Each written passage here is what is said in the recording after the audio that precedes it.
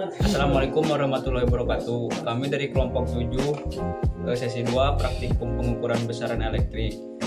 Di sini kami akan memaparkan materi mengenai grounding.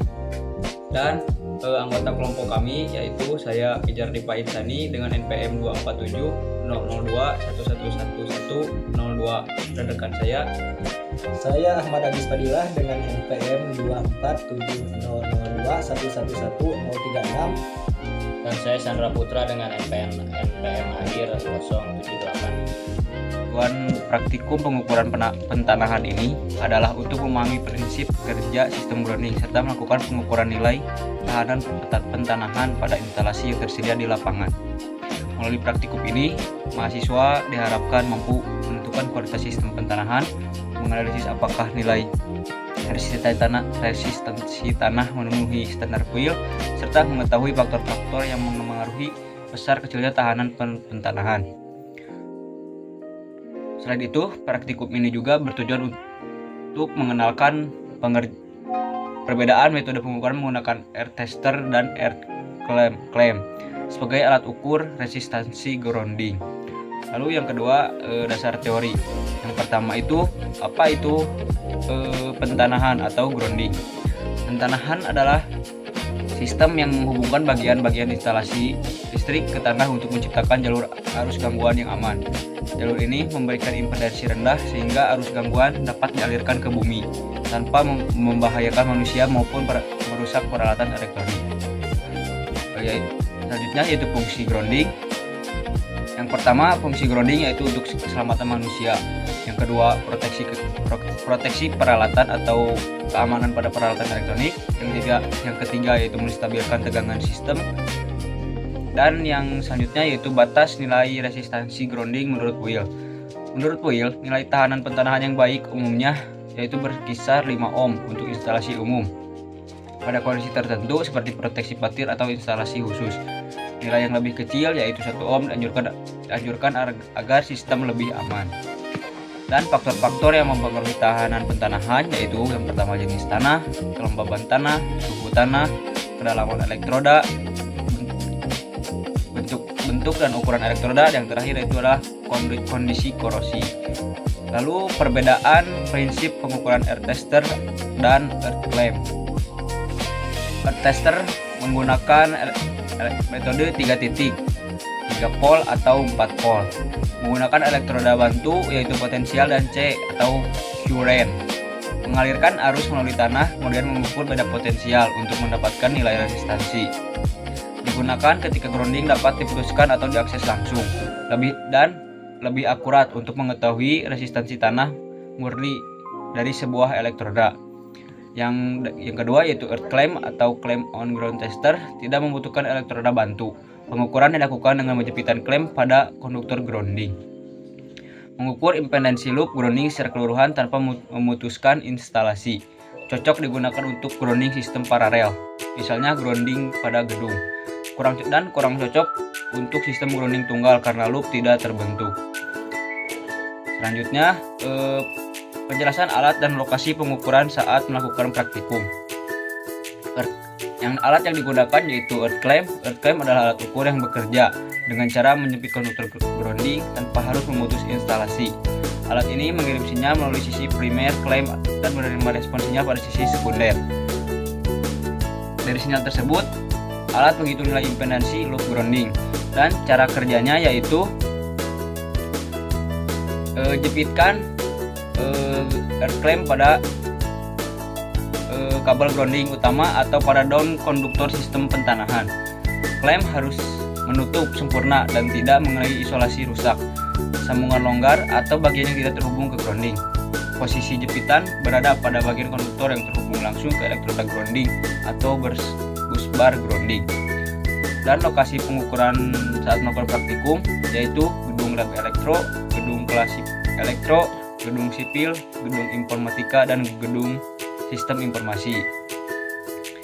Setiap titik pengukuran dipilih berdasarkan akses ke konduktor grounding dan kemudahan menyempit clamp tanpa mengganggu instalasi.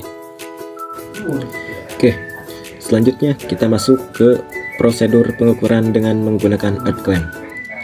sebelum melakukan pengukuran menggunakan art clamp, itu yang pertama kita harus memeriksa keadaan awal. Dengan apa? Yang pertama ialah memeriksa keamanan area.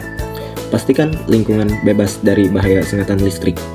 Pemeriksaan alat, pastikan kondisi fisik art clamp tester itu sudah dilakukan uji fungsi dan dicek baterainya. Selanjutnya, persiapan titik ukur. Tentukan konduktor pembumian yang akan diukur dan pastikan tidak ada arus besar yang mengalir. Selanjutnya, kebersihan alat. Kebersihan alat ini sangat mempengaruhi. Bersihkan penjepit clamp penjepit atau clamp tersebut dari kotoran, debu atau karat untuk kontak magnetik yang optimal. Selanjutnya, masuk ke penggunaan alat ukur. Langkah-langkah pengoperasian alat ukur ialah yang pertama, hidupkan dan atur mode nyalakan alat, lalu pilih resistansi untuk melakukan tahanan pentanahan, dan current untuk melakukan arus bocor. Lalu yang kedua, pasang clamp. Buka rahang clamp, jepitkan ke konduktor yang ada di titik tersebut. Lalu yang selanjutnya ialah ambil pembacaan. Tunggu hingga angka di layar stabil beberapa detik, tunggu ya, dan pastikan tidak ada gangguan arus selama pengukuran tahanan. Selanjutnya, catat hasilnya, rekam hasil pengukuran yang stabil. Nah, untuk yang terakhir ialah pembacaan nilai tahanan pembumian. Setelah memperoleh hasil pengukuran, penting untuk memahami dan menginterpretasikannya dengan tepat. Satuan yang digunakan untuk nilai tahanan itu menggunakan ohm. Interpretasi hasil dapat dilakukan dengan membandingkan nilai yang diperoleh terhadap standar yang berlaku. Nilai rendah seperti di bawah 5 ohm menunjukkan bahwa sistem pembumian dalam kondisi baik. Sedangkan nilai yang berada di atas 5 ohm atau di bawah 10 ohm itu mengindikasikan bahwa sistem pembumian buruk dan memerlukan perbaikan. Dengan mempertimbangkan faktor-faktor ini, evaluasi terhadap sistem pembumian dapat dilakukan lebih menyeluruh dan tindakan perbaikan yang tepat dapat direncanakan. Nah, selanjutnya, dikarenakan pengukuran pada setiap titik itu hanya diukur satu kali, maka saya tidak dapat melakukan perhitungan nilai rata-rata resistansinya serta nilai standar deviasinya. Maka dalam kesempatan ini saya akan menyebutkan nilai resistansi tiap gedung sebagaimana data yang telah diperoleh oleh kelompok kami. Untuk yang pertama ialah resistansi yang paling kecil. Resistansi yang paling kecil itu ada pada gedung sipil yang bernilai 2,68 ohm. Gedung ini paling baik untuk proteksi pembumian, karena semakin kecil tahanan tanah, semakin mudah arus gangguan atau arus petir dialirkan ke bumi. Sementara resistansi yang paling besar pada data ialah gedung kelas elektro yang bernilai 265 ohm dan gedung sistem informasi yang bernilai 225 ohm. Keduanya sangat besar, jauh di atas standar pembumian. Nah, maka dari itu, kedua gedung tersebut perlu perbaikan. Data hasil pengukuran menunjukkan pola yang sesuai teori, yakni yang pertama ialah tanah lembab atau resistansi lebih kecil. Nah, pada kategori ini, yang termasuk pada kategori ini ialah gedung sipil paling lembab, yaitu bernilai 2,68 ohm. Sangat baik. Gedung lab elektro yang bernilai 4,65 ohm baik, dan gedung informatika yang bernilai 4,84 ohm. Tanah lembab meningkatkan konduktivitas karena air dan mineral di tanah memudahkan arus mengalir. Nah, untuk selanjutnya yaitu tanah kering atau resistansi yang besar. Nah, pada kategori ini ada dua gedung yang termasuk, yaitu yang pertama gedung kelas elektro dengan nilai resistansinya 265 ohm bisa dikategorikan sangat buruk, dan gedung sistem informasi yang bernilai 225 ohm. Nah, tanah kering, berpasir atau berbatu biasanya memiliki nilai tahanan tinggi karena kandungan air rendah. Nah, untuk selanjutnya perbandingan dengan standar PUIL 2011. Menurut PUIL 2011, standar tahanan pembumian ialah yang pertama itu kurang dari 5 ohm, tahanannya sangat baik. Kurang dari 10 ohm itu masih diterima, lebih dari 10 ohm perlu evaluasi, dan lebih dari 15 ohm tidak memenuhi standar. Oke. Nah, dari dampak grounding yang kurang bagus atau kurang baik dapat menyebabkan kegagalan sistem proteksi, yang dimana alat proteksi tidak dapat mendeteksi akan arus yang berlebih.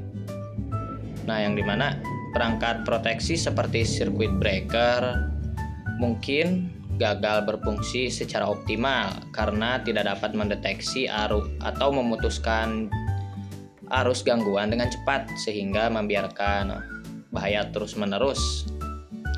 Lalu ada kebakaran, sebab dari arus yang bocor tidak dapat tersalurkan ke tanah dengan mencari jalur lain, memicu percikan api. Nah, panas yang berlebih pada kabel dapat menyebabkan konsleting listrik yang berujung pada kebakaran listrik. Lalu ada peralatan menjadi rusak karena tanpa jalur grounding yang efektif, kebocoran arus kepada peralatan akan membuat alat tersebut bertegangan dan menyentuhnya, dapat menyebabkan sengatan listrik atau peralatan tersebut rusak. Nah, untuk saran supaya dapat menghasilkan grounding yang baik, yang pertama ada lakukan secara rutin pengukuran di setiap grounding, yang dimana untuk menemukan sistem grounding yang baik atau tidaknya. Yang kedua ada penambahan elektroda. Nah, jika resistansi terlalu tinggi, tambahkan elektroda ground baru, baik secara paralel atau diatur secara formasi tertentu untuk mengurangi resistansi total. Yaitu ada pemberlakuan kimia pada tanah. Gunakan senyawa penurun resistansi tanah untuk meningkatkan konduktivitas pada tanah, terutama di lokasi dengan kondisi tanah yang berbatu atau kering. Lalu ada penggunaan jenis elektroda yang tepat. Nah, pilih jenis elektroda yang sesuai dengan kondisi di lingkungan sekitar. Seperti itu.